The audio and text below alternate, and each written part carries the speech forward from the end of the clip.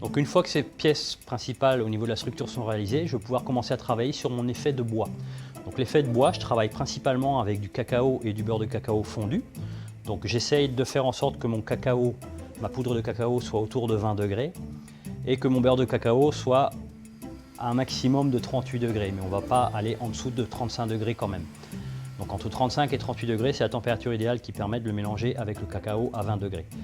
Une fois que j'ai mélangé mes éléments ensemble, je vais les lisser à l'aide d'une spatule de façon à avoir une pâte bien homogène.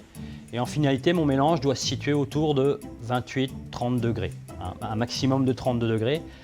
Plus chaud, la masse devient trop liquide et très difficile à travailler.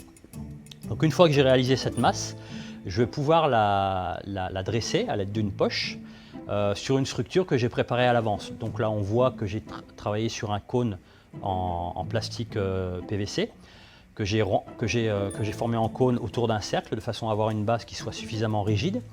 Et ensuite, autour de cette forme conique, je vais pouvoir enrouler une forme que j'ai faite avec du papier enroulé de papier film, de façon à avoir une forme assez flexible qui pourra me permettre de démouler facilement par la suite.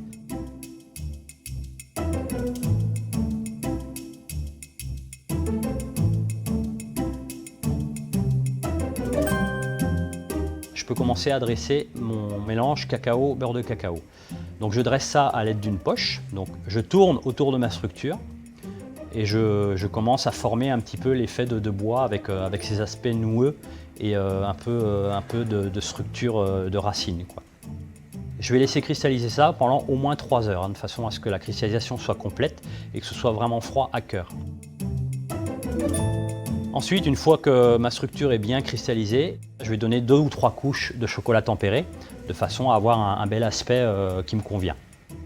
Ensuite, je laisse cristalliser encore 1 ou 2 heures avant de commencer à procéder au structurage du bois. C'est-à-dire que je vais avoir un aspect de bois brossé et pour ça, je vais utiliser une brosse métallique qui va me permettre de créer des nervures et de donner vie un petit peu à mon élément.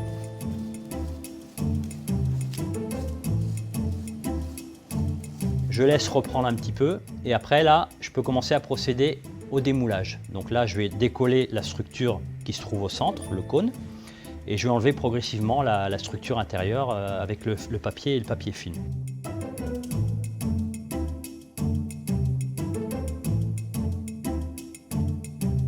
Il me reste le chocolat, bien sûr, avec cet effet de bois, que je vais commencer à colorer avec le beurre de cacao. Donc le beurre de cacao, je l'applique au départ au pinceau. Et pour avoir un bon rendu et un bon fini, moi j'aime bien utiliser la main parce que je trouve qu'on a un contact déjà avec sa matière qui est quand même assez unique par rapport au chocolat. Pour moi, la main permet d'obtenir des choses qu'on aura du mal à obtenir avec un instrument de travail autre que ça. Donc c'est quand même important pour pouvoir donner un effet vraiment très réaliste.